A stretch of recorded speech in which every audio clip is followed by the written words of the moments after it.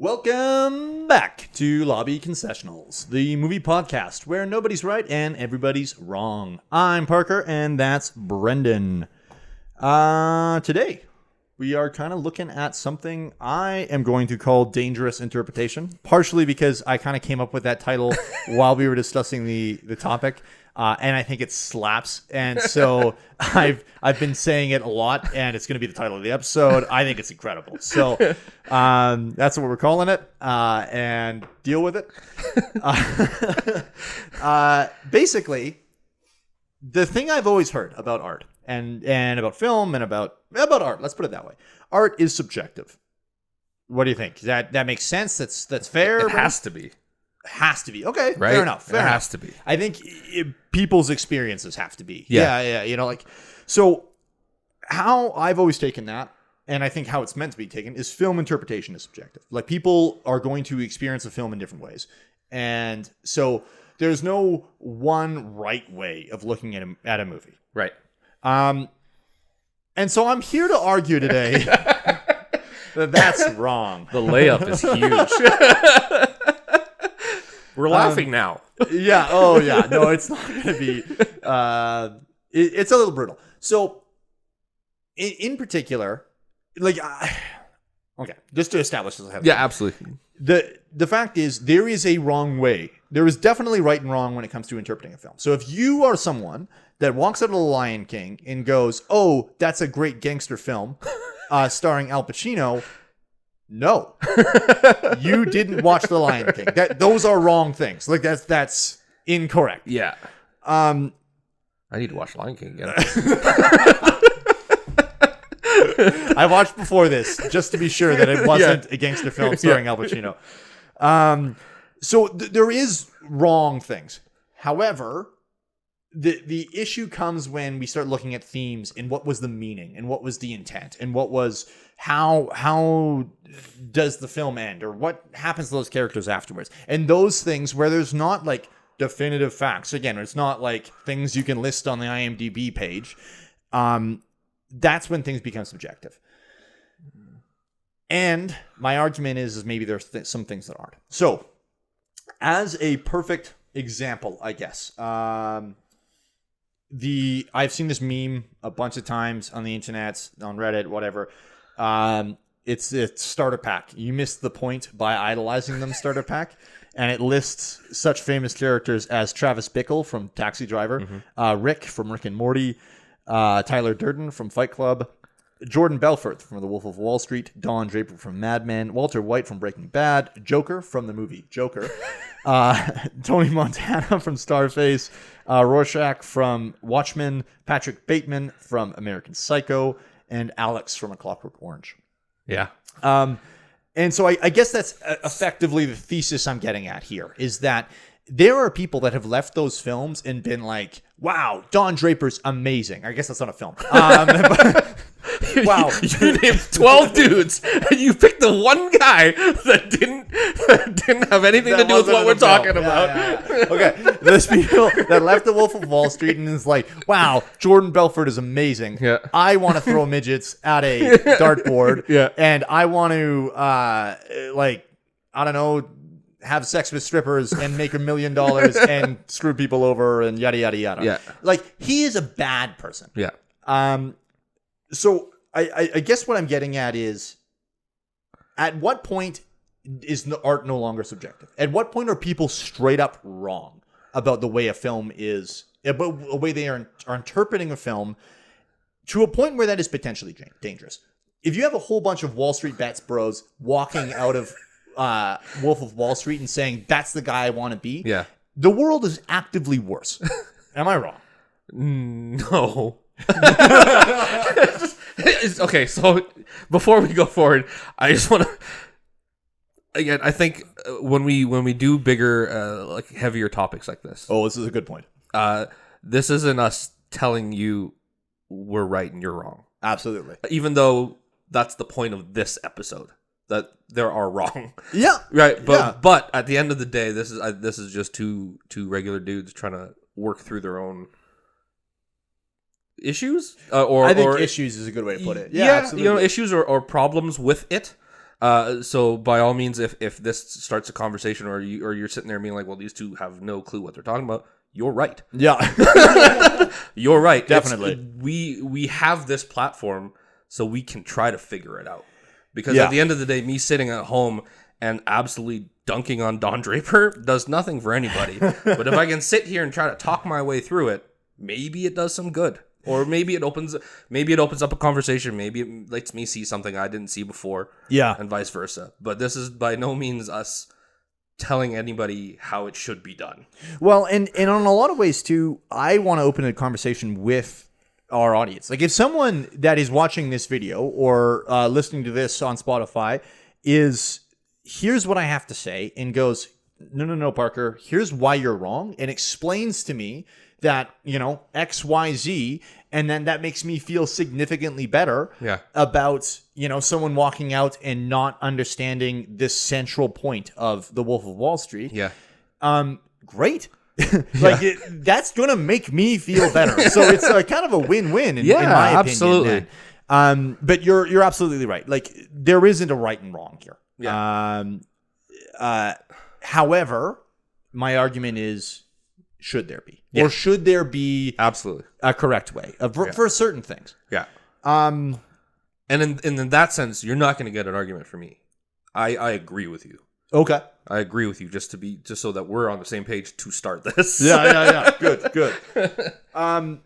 So any thoughts on the missed the point by idolizing them? Have you had experiences with people like this that have, they're big Jordan Belfort guys or they're big Travis Bickle guys? Well, I mean, there's all those guys you named are I've come across one shape, way, or form or another. I think to me the big one when you pitched the episode in terms of just like a broad overview. I don't know what we're going to talk about, but when you pitched the episode, the first thing that came to mind is Alex from Clockwork Orange. Oh, okay. Because that guy is still like people still dress up like him. Yep, absolutely. That guy is a monster. Yep. Like that's nothing to want to be to aspire to be. And even if I think it's one thing to want to dress up like Freddy Krueger or Jason Voorhees, sure, or anything like that. But Alex is a dude that raped and killed people. Yeah. And never got a comeuppance, really. Kind of, but and we can talk about that later in terms of how Clockwork is a little bit different from a lot of those other guys that you mentioned. Sure. But it's still one of those things where he's a monster that could be very real. Yeah, absolutely. And I don't know that Kubrick went out of his way to make you think to be like, hey, you can sympathize with him. I mean, again, I think, fuck it, I'll just say it. The movie is structured funny because he's a monster, then he gets captured, and then you kind of feel sorry for him as he's going through his reprogramming. Yep. Like the movie emotionally manipulates you. Absolutely. For like a hot second. Yeah. I'm like, oh shit, well that guy's now he's gonna kind of getting his comeuppance. And then he's just normal again. Yeah, they reset him. They just reset him. So I think you get confused as an audience, or he tries to confuse you as an audience and make you think about it a little bit. But anybody coming out of there and being like, yeah, combat boots and a bowler hat, that's what I need to get next. Yeah. and it's interesting with A Clockwork Orange in particular. I've read the book, the original book by Anthony Burgess, I think. I'm pretty sure. Came out in the 70s, I believe, or maybe 60s. Doesn't matter. Anyway, he is I believe it was Russian writer. And so he basically the guy was broke. He was putting out books and he just put out a whole bunch of stuff. So he was like, oh, this is my whole legacy, and puts out a whole bunch of books. For whatever reason, Clockwork Orange hits, and that becomes a little bit more popular. There is a publisher in the US that picks it up and goes, oh, I want to publish this. Yeah. But they said they wanted to remove the last chapter. And at this point, Anthony still has no fame, really. Yeah. So he's like, great, someone's interested in one of my books. Do whatever the hell you want. We need money. Yeah. So he says, yes, remove the last chapter. Do what you want. Stanley Kubrick picks this book up, loves it, decides to make the film, becomes massively popular. Anthony Burgess, by extension, becomes more popular. Yeah. His books sell. he resents the fact that that last chapter was excluded. Now, interestingly, there was 21 chapters in the original book. It got cut down to 20. Anthony Burgess looks at that as like 21 is evenly divided by 7 into 3. There's 3 acts to the book. Like, he plotted it a very particular way. Sure. And he says it's unbalanced about that last chapter. The last chapter is Alex growing up, and it's him 4 or 5 years later effectively growing out of violence. And so it's him just being a regular dude and being like, man, that was crazy when, I like raped and murdered people in my teenage years. And effectively the book is sort of like a bit of an examination of teenage rebellion. It obviously turned to 11, but still, that's what the point was. And that's not what that movie shows. And that's really the problem, is that the end of that film, it's like, yeah, he's still going to do this. Deal with it. Yeah. Like, and it shows you, it's like, this is what people are like. And again, you're right. If people are walking out of that film going, wow, that's dope. Yeah. I have a problem with that. Yeah. My personal experience with it is with Fight Club. And this is far more personal, as in, like, I literally did this. So like, I watch Fight Club as I think most people do, or not most, that's not fair, but like a lot of people have watched it in their teenage years. I watched it in my teenage years, loved it. That was right around the time I started getting a little bit more into movies. And so after probably 2 or 3 years at my initial viewing of Fight Club, I think I had a bit of a better grasp of what the movie was about, and better grasp of films and film themes and what they're trying to show, and David Fincher in particular. And it's still arguably one of my favorite movies. Sure. It's probably top 10. So the thing is, though, when I first watched Fight Club, I was like, man, this is great. These guys are punching each other. Like, I'm like, Brad Pitt, Edward Norton, amazing. Let's go. Like, I was a total Chad for that film. And I just bought right in. But I bought right into the wrong things. So, in high school, I had a Fight Club in my mom's basement. Like, we didn't punch each other in the face, but it was like, rib shots were fine, And so, like, I don't think anyone really walked out much with bruises. No one was bleeding. If anyone bled, it would be like, whoa, whoa, whoa, whoa, whoa, but we definitely hit each other. Yeah. And, like, there was definitely elements of not holding back, but that wasn't the point of that film. Yeah. And the fact that I was able to consume that and walk away going, this is what they're trying to get me to do, like, this is the inspiration I should be taking out of that, is messed up. Like, it's ridiculous, because effectively, as far as I'm concerned anyway, and as far as I think the correct interpretation of that film is concerned, it is denouncing toxic masculinity. It is effectively satire. For overly macho men, for the feeling that you need to be ripped, you need to be getting fights, you need to, like, effectively everything he does is supposed to be kind of a joke. That, like, this is obviously not how people are supposed to react and act in society. Chuck Palahniuk. God, there we go. Chuck Palahniuk, the author of the book, is a messed up dude. You read any of his stuff, it's all messed, and I love it. I think he's a great author, but you have to know what you're getting into with him, and it's all satire. It's all supposed to be over the top to teach you something. And again, the fact that there's lots of people that are walking out of Fight Club not understanding that is crazy to me. So you took the message of the film, or the perceived message of the film, and ran with it, and just and took it literally. Yeah, correct. Ran with it and had a Fight Club in your basement. It's called Fight Club. So, number one, huge props for even admitting that. And it won't be the first embarrassing story, I'm assuming, this episode. Like, it's not going to be the first embarrassing story I've told even so far, I don't think. But yeah, I mean, you're right. I still, I think when I run across people with, like, Fight Club posters and stuff like that, it's still very much super pro Tyler Durden stuff, which is, kind of terrifying at the end of the day. If you are at all familiar with the actual themes of the movie. Yeah. So yeah, that's a really good example of one. Well, and it's weird too because from a filmmaking point of view, from a character point of view, from a story point of view, Tyler's the best character in that film. Sure. But like if someone's like, "Oh, I love Tyler Durden," what are they saying? Yeah. Are they saying they love an anarchist terrorist? Or are they saying I loved Brad Pitt's incredible portrayal of a insane character? Yeah. Because he's not your perspective character either, right? It's not a guy Correct. that you watch that movie and be like, "Oh, that's the guy. He's my window in." Absolutely. Right? Yeah. He's not the everyman. So he is just a male fantasy. Well, and literally in the film, he's a male fantasy. Like, and again, spoilers Holy for, like, shit, dude. a 25-year-old film.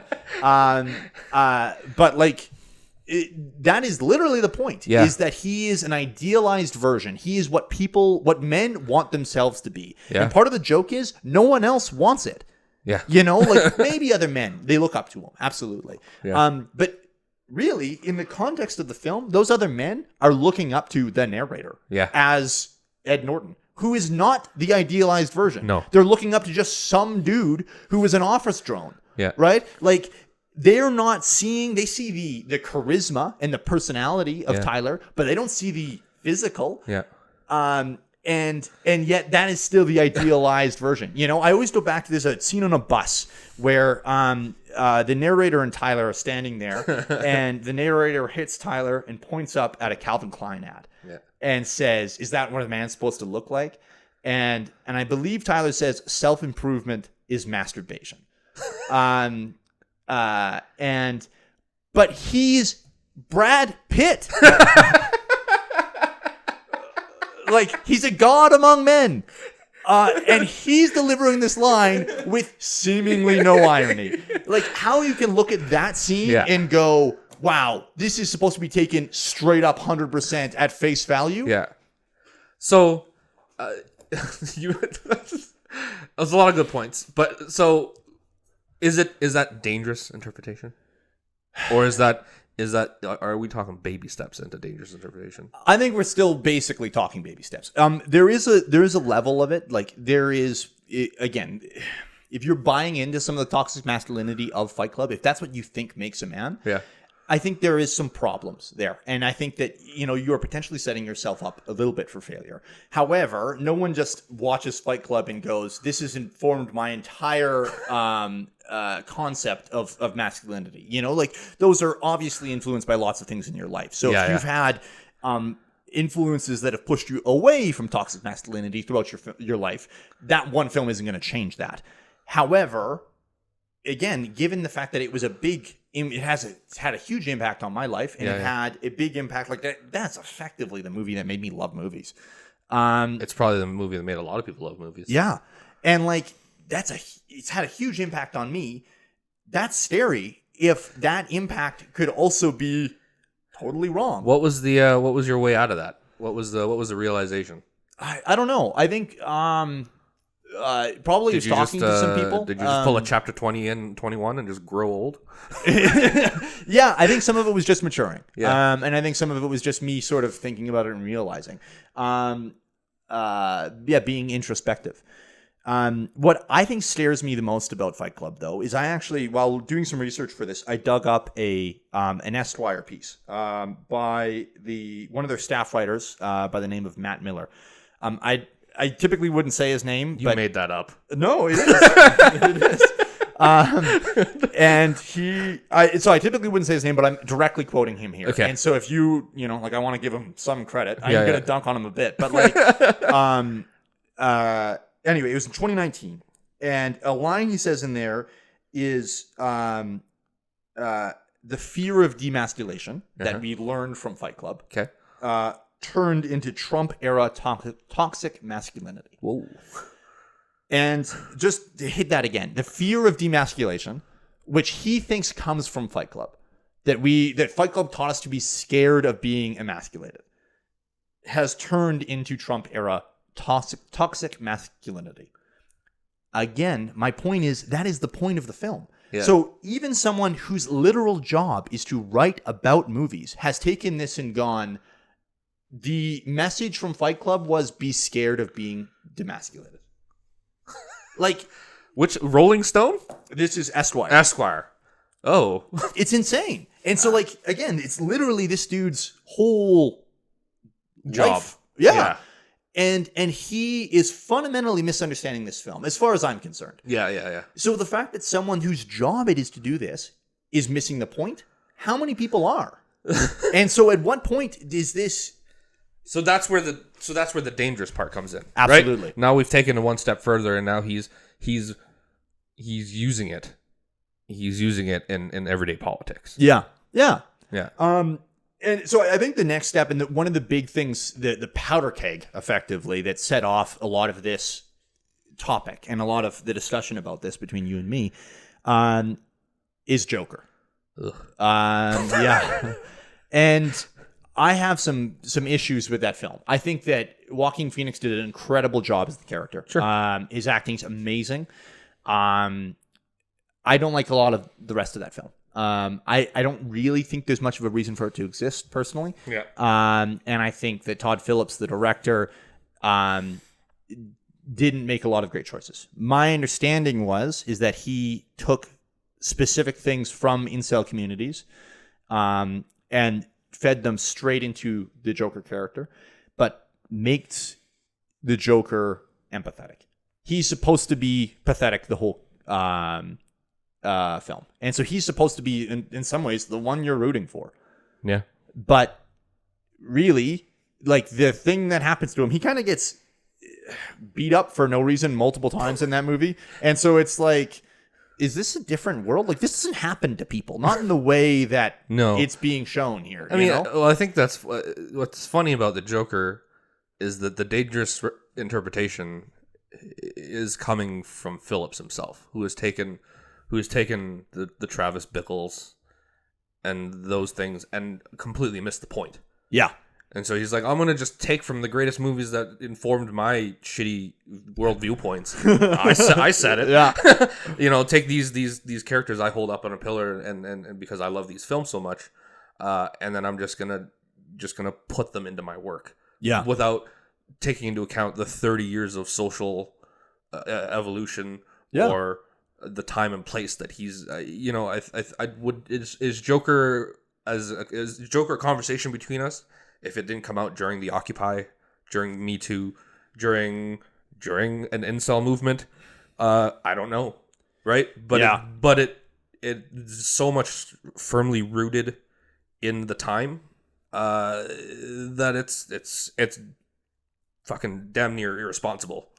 Yeah, I think if Joker comes out 20 or 30 years before, this wouldn't be a conversation. Yeah. But enough has changed. The world has changed. People are different. I think what's really interesting here is how Joker and the Batman, the recent Matt Reeves film, have handled their villains. Yeah. Or, sorry, I guess in Joker, is he really the villain? We're going to call him the villain. So Joker versus the Riddler. Now there is going to be some spoilers for the Batman. So, skip ahead 5 or 10 minutes. And yeah, don't, if you're really, if you want to avoid these. If you're one of 3 people that haven't watched Batman yet. Yeah. But what I think is really interesting is that the Riddler, in the Batman is built as an incel character, as a streamer, as a lonely, nerd, effectively. Yeah. And it is very clear that he has a community of like-minded individuals online that he goes to. There's a chilling moment of him doing a live stream, and it is chilling because, first of all, it's terrifying because he's talking about being a terrorist and setting like bombs and recruiting, basically. Yeah, effectively. But he also just seems like a normal dude. Like every guy I've ever seen on a Twitch stream. Yeah. Hey guys, thanks for the subs. Absolutely. And it's terrifying. Holy shit, it's terrifying. Yeah. But he is very clearly the bad guy. And it is very clear that, even though in the main theme of the film, he is emulating Batman, or he's emulating what he thinks Batman is, like the message Batman's trying to send. It's very clear he's got it wrong. In some ways, the Riddler is a perfect metaphor for dangerous interpretation. Is he has taken a message and then interpreted it wrong, and gone off the deep end. And so I think Matt Reeves handles the story very, very well in a responsible way. And then you've got Todd Phillips, who completely misses the point, and leans into everyone should feel bad for Arthur Fleck becoming the Joker because he got beat up a couple times. Yeah. And it's not even that, right? Like, at the end of the day with the Riddler stuff, it's not like they didn't give him a backstory. He was still an orphan. He was still poor. Yeah. And you never once felt sorry for him. You understood where he came from. Totally. But you never empathized with him. And it's the same thing, right? It's a poor orphan kid who was looked down his entire life for being different or being weird. Yeah. And just became a psycho. Yeah. Right? But the Joker does it in such a way where it's 3 hours and all of a sudden you're supposed to feel for him. Yeah. And I'm just like, I don't know. We're effectively supposed to be rooting for him. And it's weird that they even, like, the tone of the film of Joker seems to be emulating the Occupy movement. Yeah. But first of all, the Occupy movement was peaceful across the board. Yeah. And then secondly, he doesn't even really represent those people. What happened was he just liked the attention. Some guys in suits were rude to him, or like, did they beat him up? I think they beat him up on the train, and then he decided to murder them. Like, that is not like, they were shitty people, absolutely. Yeah. But that doesn't make that okay. And he murders 3 of them, and is now the leader of the effectively the Gotham's Occupy movement. Yeah. That's ridiculous. Yeah, and they handle it the same way again. We're gonna keep going back because the similarities are too close together. Absolutely. But in the Riddler, it's a small group of people. They have the signs and stuff like that, but it's never once citywide and glorified the same way it is in Joker. Right? Riddler has followers because a guy that talks like that, he's going to appeal to some people. Absolutely. Right? But it's the one scene where Bruce is going to the funeral and he drives by and there's just a small gathering with a couple of posters. Mm-hmm. But in the Joker, it's a citywide riot. Yeah. And then he's on top of the car and he's dancing and he's being glorified. Yeah. And that's insane to me. Well, and you mentioned that Joker, like, that's Todd Phillips clearly took inspiration from Taxi Driver and The King of Comedy. Yeah. Martin Scorsese films. Sure. The most recent Martin Scorsese film at the time, I think, would have been Wolf of Wall Street. But either way, let's take a look at Wolf of Wall Street. And what I think is really interesting is it's very easy throughout most of that film to enjoy Jordan Belfort. And that's the point. Like, he is supposed to be maybe not likable, but fun to watch. It's the brilliance of the film is to get wrapped up in it with him. Absolutely. Right. And it's a riot. Yeah. It's an awesome ride to watch and enjoy and be like, this is crazy. But there's a moment that Martin Scorsese takes that story and takes that film and then twists it, and it suddenly becomes incredibly dark. Where Jordan is suddenly running through the house, ripping up the sofa cushions, trying to find the cocaine he stored in there. Yeah. Takes a few hits, grabs his daughter, puts her in the sports car, and then reverses straight back into, I believe it's like a stone column or something. Or the fountain or something. A fountain. Yeah, exactly what it was. And so it just became frighteningly real. Yeah. And went from being, oh man, this is great, like, it's like my mom used to say, oh, it's all fun and games until someone loses an eye, like, it's it was the height of it, and then suddenly someone's lost an eye, then it's deadly serious. Yeah. But that doesn't happen in Joker. We don't have, like, I would be okay if we were empathized with this guy, and then he kills a dude on live TV, and it becomes very clear that he's a psychopath. Like, that could be the moment where we can be like, you know what? Screw those guys on the train. Maybe it was self-defense. Maybe it was whatever. Like, we could maybe explain away some of those murders. No. Well, but like, the moments that we are suddenly glorifying him for killing a TV personality on live TV. Yeah. Like, that was your chance, man, to turn it back around. You know, like No, but then they can't be. Then he just kept escalating it. absolutely. Then it's the car scene, the infamous car scene, and then the city riots and stuff. Yeah, That's brutal. yeah. So again, I think we lean into the in the case of Todd Phillips. Again, was that his point? You know, there was lots of controversy when this film came out. In particular, there was references in the media about the Colorado shooting that happened, I think, 3 years before. And basically, people were saying to Todd and saying to Warner Brothers, the distributor, like, is this a responsible film to release? Yeah. And they rightly said, you know, like, that wasn't our interpretation. I think that that's not the way, we don't look at this as glorifying him. And I think that's, you know, the right move to make as a company and as a PR creative, move? Yeah, absolutely. You can't really say, oh, no, we think he was a good guy. You know, everyone should go around glorifying him. But, and nothing happened. You know, so there was some uproar. There was some concern about, and there was nothing happened at a Joker screening. No one went out. But that doesn't, and people are going to argue because nothing happened, that means they were right. Therefore, right? But I mean, I think Warner Brothers handled it all right. They had that you just talked about the press release where we didn't interpret that way. I thought Phillips handled it pretty poorly because I think he came out and he was like, yeah, the Aurora, Colorado stuff was pretty bad. Well, it was just one guy.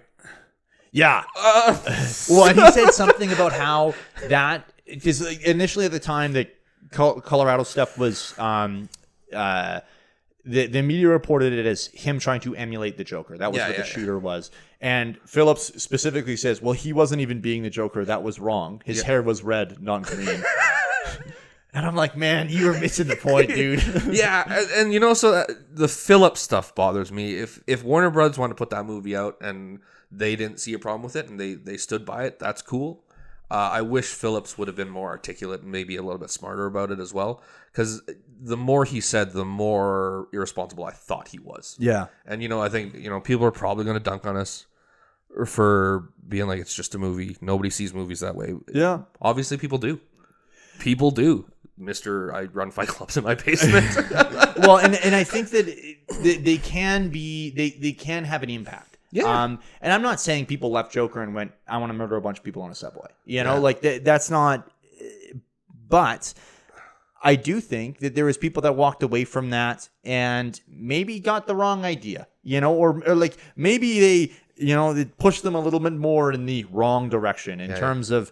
You know, maybe he was right. Yeah. Oh, you should have done that. Yeah, and I think it's tough because if you're giving fragile people an out or a reason, that's dangerous. Like that, it's a tough thing to talk about because you don't want to say the wrong thing, right? But totally. At the end of the day, if Arthur, who's the Joker, you know, is basically the Joker because he gets turned down by a lady and then gets beat up. And he becomes a mass murderer. Kind of opens the door for a lot of interpretation. Well, and like potentially it gives people an okay, I guess. That's what I mean, right? Like, it's like it's not a pass, but it starts a conversation. Yeah, the wrong kind of conversation. Yeah, and I think that like I don't know if every movie needs to end, or I don't know if every movie needs to be Wolf of Wall Street. Like I think that there's a place for nihilism in films. There's a place for there to be chaos, sort of, you know? Yeah. But I do think that when we're getting that close to something real, we need to be real about consequences, and we need to be real about, like, and granted, he ends up in a asylum, I believe, at the end of the film. Yeah. So like there's consequences there, but I also think we need to, you know, like again, the Jordan Belfort thing, it's very clear that he was on the wrong end of that, by, you know, like at numerous points in the film. And I think it's done well when you kind of root for them the whole way along, and then you realize, oh God, like, but are you rooting for Belfort? Well, that's the thing, right? Like, I don't know that I am. I'm enjoying the ride, but I don't know if I'm acting like, oh yeah, you get that Steve Madden money. Yeah. Like, fair. I think it's more like, I want to see him succeed because I want more of this movie. You know, okay. I want this ride to keep going. Yeah, sure. You know, it's the I know we tend to try not to acknowledge the fact that the last season of Game of Thrones exists, but it is the Daenerys Targaryen thing too, where in that final season they do it really, really poorly, but she just suddenly turns on a dime and suddenly seems to turn from a paragon of good to a paragon of evil. But effectively, the point of that story is that she was a brutal dictator the whole time. Yeah. It's just that we, as an audience, agreed with her up until the very end. Yeah. That we thought the people she massacred deserved it. And so I think that's a really well done, or not in the TV show case, but theoretically the story can be really well done, where it's like, yeah, I was rooting for her. She was my favorite character. And then making me realize that I was rooting for a tyrant hurts. And that's rough. And that's like, oh God, like all those cats and babies named Daenerys. Yeah. All those years. Khaleesi or whatever. Yeah. Brutal, man. And so I think that's a responsible filmmaking choice, is when you take a character like that but make it clear that, like, I'm okay with rooting for the bad guy like, as long as we're clear he's the bad guy, I think is really what I'm getting at. Yeah. I mean, I think, okay, we're going to have to talk about TV for a second. If you're going to talk about Daenerys, I mean, you mentioned Don Draper earlier. I mean, if you're looking at Don Draper, Walter White, Tony Soprano, arguably the three pillars of entertaining TV, but knowing that they're the bad guy. Yep. Right. I think Walter White has a little bit of that idolization. Yep. Totally. But he's a terrible human. He is. Absolutely. Right. He's not your way into that show. He's not redeemable in any sense. I don't really think there's any really moments of redeemability. There's specific things that, like, I think he has a bit of a redemption arc. Like, there's moments where it's like, oh, at least I think by the very end of that series, he feels bad. He's he recognizes the fact. There's a spoiler for a 10-year-old show. But there's a moment where he's in the kitchen with Skylar in the last season, last time he sees her, and up until that moment in the show, he basically said, everything I did for my family. Okay, and I'll he give you admits that. to her, I didn't do it for the family. I did it for me. I did it because I was good at it and I liked it.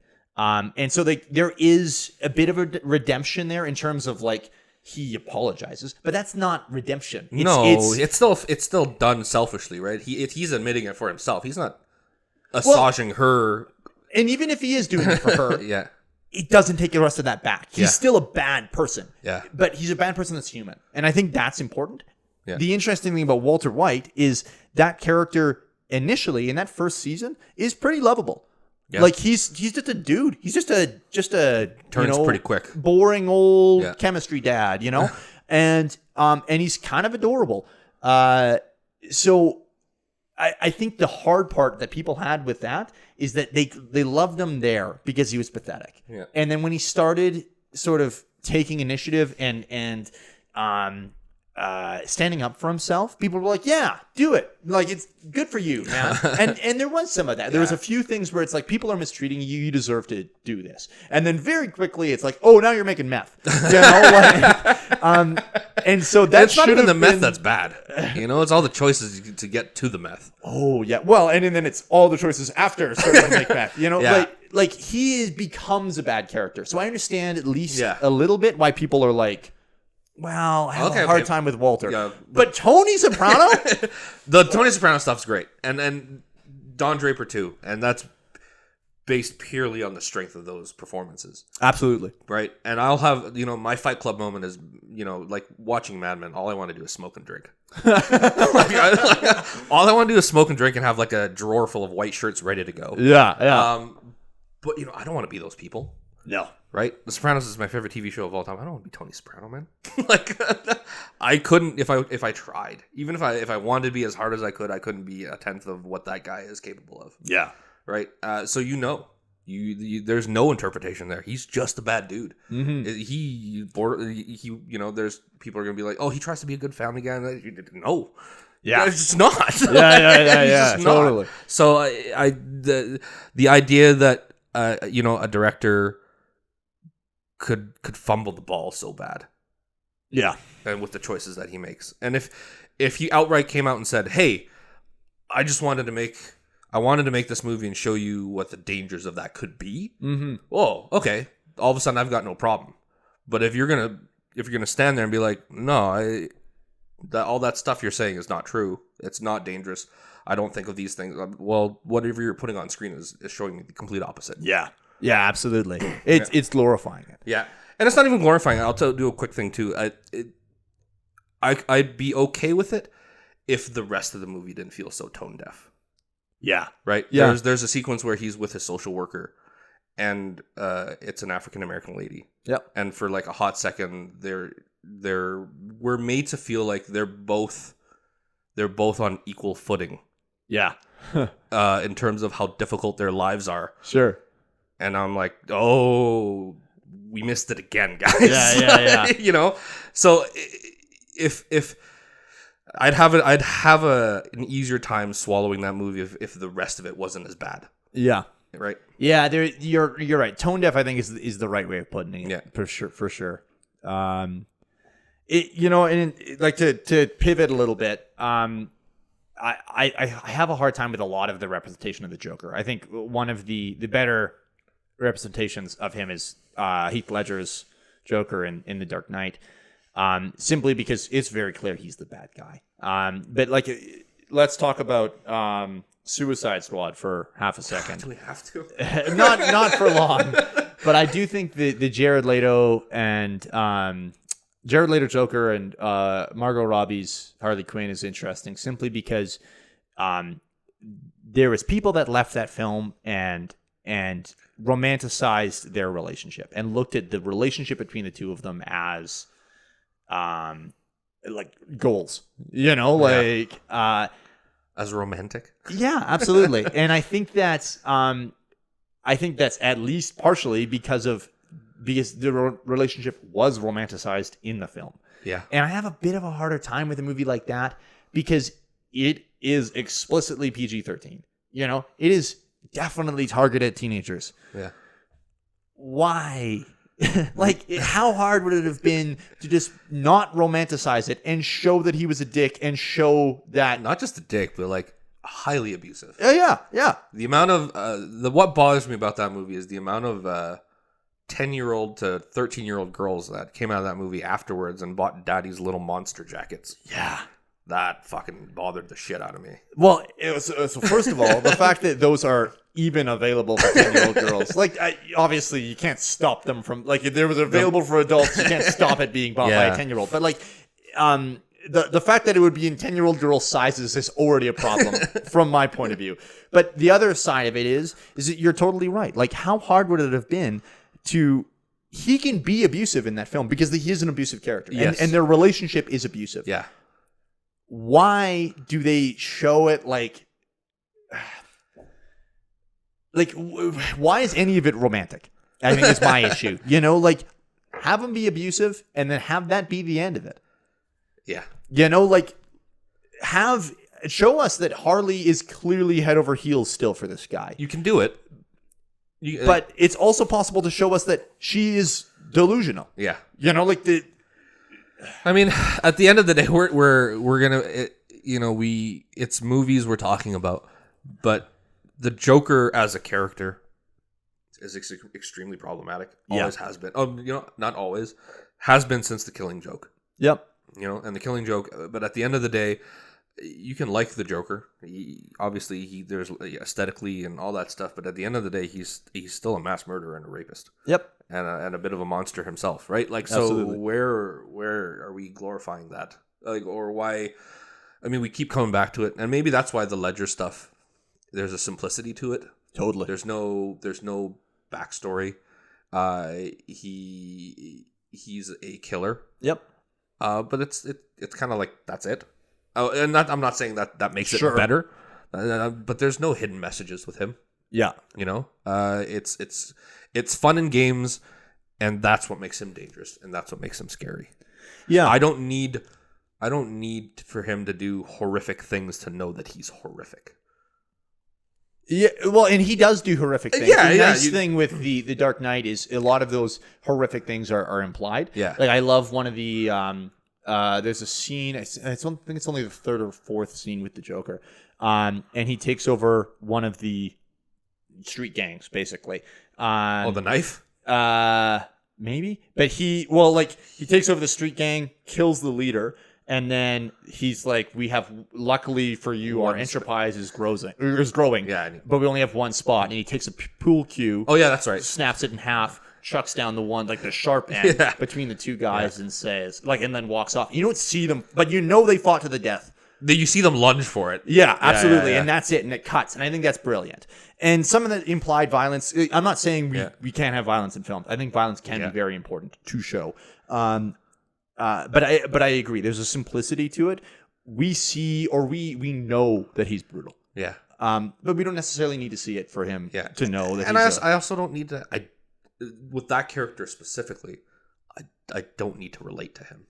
Yeah. And it feels like a constant thing with people trying to give me a backstory and reasons why I should care about the Joker. I already care about the Joker because I think he's one of the greatest villains of all time. Yeah. But I don't need to know that he's a rapist. I don't need to know that he's emotionally manipulative and abusive, possessive, bad with women. I just need to know that he likes laughing fish and he likes to kill things. And it's funny because we've had now 3 Spider-Man iterations on the big screen, and by the third, everyone knew the origin story, so they skipped it. Yeah. Why do we feel like we have to rehash it with Joker? We've seen this character on screen. Yeah, that's because we're still chasing Heath, unfortunately. Well, but how many times have we seen the Joker on screen? We've seen him in the original Batman, the 60s Cesar Romero version. Yeah, Cesar Romero. We see him again with Nicholson. Yeah. We see him again with Heath. Again with Jared Leto. And now Barry Kogan? We'll go with Kogan. Kogan. Yeah, it's an E and an O, and it's weird. Yeah. And so, he's been on screen, probably more than most superheroes. Yeah, and I wonder if it's because as we keep trying to keep putting out darker, gritty Batmans, that his rogues gallery doesn't allow for a lot of movement. Yeah, you're not really a lot of clay faces and Mr. Freezes. Yeah, you're not gonna have a kite man in a gritty Condiment man and Condiment King. King. Give me that. Yeah, I don't know. I think it's foolish. Well, it's tough too because again we keep having to escalate it, right? We're gonna have to take this character, we're gonna have to reinvent him to make him interesting again because the standard has been set. Yeah. So we're gonna have to make him more brutal. We have to make him, or at least we have to keep people interested. So we have to tell a backstory, or we have to make him do even more horrific things. Yeah. To try to keep, because there's an expectation. So this bar keeps getting raised. This invisible bar that doesn't need to be going anywhere. Doesn't need to be anywhere. Yeah. Well, and you mentioned The Killing Joke, and actually, while I was doing some research for this, I had read about The Killing Joke, and it's a defining Joker comic. It is a big take on the character, and it's Alan Moore, famous crazy bearded comic book writer, and he writes this story brutally. They paralyze Barbara. The Joker, there's the implication that he raped her, and then he, and basically the whole point of the story is that he's on one bad day effectively separates him from Batman. That they're two sides of the same coin, effectively. And interestingly, again, Alan Moore is historically never really talked about his work. He's kind of a crazy man. He hates when people adapt his work. He has gone on the record and saying that he wished he hadn't. Yeah, he's apologized for The Killing Joke. And that is shocking to me because that man, first of all, seems like he would apologize for nothing ever. And he hasn't. This is it. Yeah, I straight up think if I saw Alan Moore on the street and he peed on my leg, he'd be like, "This is your fault," and then walk away. He'd be like, "You're welcome." Yeah. He's not a man that apologizes. No. And I think that's really interesting. And shows that, maybe we've gone too far with this character. Yeah. Now, sort of to not quite to wrap up, but last point I want to make. Yeah. There was another, while I was doing research, another critic that she's actually the critic for Vox. Her name is Emily Vanderwerf. Okay. I pulled a quote from her, and I believe it was for. Nope, can't remember the movie. Anyway, doesn't matter. Perfect. But the quote was, if filmmakers are expected to constantly answer for the worst things their audiences might ever think, no art of value would ever get made. And I think that's the problem, is that at the end of the day, I take issue with how Todd Phillips decided to make Joker and some of the themes he puts in there and what he's targeting. But at the same time, I don't have an alternative. Like I'm not saying that movie should be banned, and I'm not saying that he shouldn't have been allowed to make it. Yeah. Because as much as I think that people need to be responsible with the art they create and responsible with the stories they tell, I also can't and refuse to sit here and say we aren't allowed to make these types of films. Yeah. You know, like how do I know what is the difference between Taxi Driver and Joker? And how do I know, there's so many people and so many things involved in making a movie. Where is that line going to be? And granted, I truly do think Todd Phillips did some things that were like, yeah, you probably made the wrong choice here, man. Yeah. But who knows? What if it did come out and was subtle and it was interesting and it was, it nailed the nuances properly? Like, man, I mean, that's such a tough thing too, right? But if we go back to the idea of Fight Club versus the Joker, and we're talking about interpretation, if we sat down and had a conversation with Fincher and Palahniuk, about it, about our interpretations of it, they would correct us. Yeah. Yeah, they would. But if we, if we sat down with Phillips and had the same problem, same conversation, he would get defensive. Like he would, he's not apologizing for doing it, but he's also not accepting that he's done anything wrong, right? Or it's tough because again, the line is maybe we've interpreted wrong, but he hasn't come out and said that either. He's made that movie exactly the way we've seen it, but he doesn't see it that way, or I don't even know if it's C or if it's meant to be that way, but it feels like it's a weird acceptance of no, you have to deal with that's the movie I put out. Yeah. As opposed to open to having a conversation and be like, well, no, these are the things that I put in place in the movie Fincher for Fight Club. These are the things that this is what it was supposed to represent. Yeah. But Phillips hasn't gone out of his way to talk about any of that stuff. Sure. Yeah, I guess he's not exactly making it easier for people that have looked at it and interpreted it as you are glorifying this person. Yeah. It's not like he said, hold on, X, Y, Z are the reasons I'm not doing that. He just said, no, I'm not. Yeah, like it would be like, oh, hey, man, Tyler Durden is the best. That's who I want to be when I grow up. Fincher would be like, you're an idiot. Yeah. But if we went to Phillips and be like, oh, the Joker is such a cool character, he'd be like, yeah, man, he's the raddest.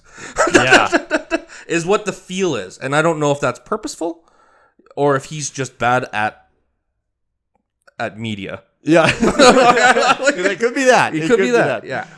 And that's a great point. And I think that's this quote I think is still correct, but the point the nuance it's missing there that you just pointed out is the fact that we're not expecting Todd Phillips to answer for the actions that the people have taken. No. But we are expecting the answer for why did you create the art the way you created? Yeah, like if that, I mean, I think I appreciate the quote a little bit because again, if it opens up a conversation, absolutely. If it opens up, and it doesn't have to be serious either, right? Like we talked earlier in one of our episodes about Scorsese and the MCU, and he continues to be okay trying to field that question. Yeah, absolutely. Because it opens up a conversation, and he stuck his foot in his mouth, whether he meant to or not, and people took it out of context. So he's still answering for it, but he's willing to have the conversation. It just feels like as long as the creator is willing to have a conversation about what he put out, then I'm cool with it, even whether I agree with the art of it or not. Yeah, that's a good point. I don't know, and the point of this conversation wasn't to reach an answer, and I don't know, and we definitely haven't. Like there isn't a right or wrong, and we could have the same conversation 30 years from now. Absolutely, we could. Yeah, and I don't think this is a problem that necessarily goes away. But I do think at the end of the day, it's important that people are responsible with the art they create, and I think they should be aware of the messages they're putting out there. You know, I can't get over the fact that it feels to me that some of what, and we're picking on Todd Phillips, but there's plenty of directors that I feel like just want to be edgy, and I'm like, but why? You know, like there needs to be a reason. There was 2 films that actually came to mind. There's an infamous film I've only read about on Wikipedia called the Serbian Film. Oh my God. Yeah, like filled with horrible things. Just mortifying. Yeah, and it doesn't make sense to me why it exists. And so I think that that's important that the creator of that film and those involved are asked those questions of why did you make this? Who did you think... You know, and the other one is Sallow, or the 120 Days of Sodom. Same deal. Yeah. I believe it features a scene with like people literally eating human feces, and it's like obviously not real, but like it's supposed to be, and it's a torture film effectively. And I don't get it. You know, it just doesn't. It's not scratching an itch. It's not doing anything. Yeah, and it might for some people, but now that's. That's the dangerous part. Yeah, absolutely. Like just because there's an itch there doesn't mean it should be scratched. Yeah. I guess is the thing. You know, like if we as a society decided that certain things shouldn't be shown, like snuff films shouldn't be shown. Yeah. You know, like that clearly there was definitely people that would scratch an itch for. But we've made a decision that shouldn't exist.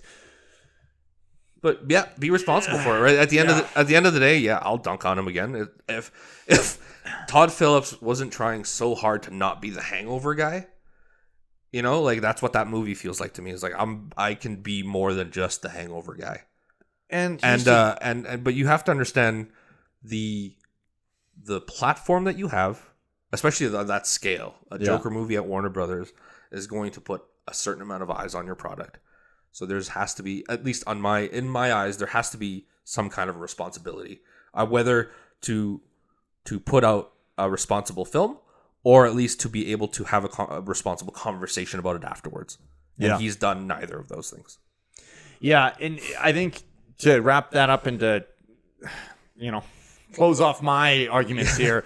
I actually just read a book very recently by John Green, the Fault in Our Stars guy. Yeah. And it was like a collection of essays, basically. But a quote from there that I think is poignant for what you just said was, if you have a microphone, it matters, or what you say matters, even if it's a joke. Yeah. And I think, he's got a platform. He's putting messages out there. Why put out that message? Anything more to add? No, if we keep talking, I'm just going to dunk on this dude for 3 hours because that's a horseshit movie. Let us know. Let us know in the comments if you think we messed up. If you have more to add to the discussion. And I know there's going to be Joker supporters out there, so just give it to us. And that's fine. Yeah, that's what we knew. We knew. Absolutely. We both have issues with that film, but that doesn't necessarily mean it's a bad film. Or that there is no good things in that film. But yeah, let us know in the comments. Tell us if there's other movies we missed, or tell us if we're totally off base. We're happy to hear your input. Yeah, tell us to turn off our brains and watch the movie. I could probably take that advice more often.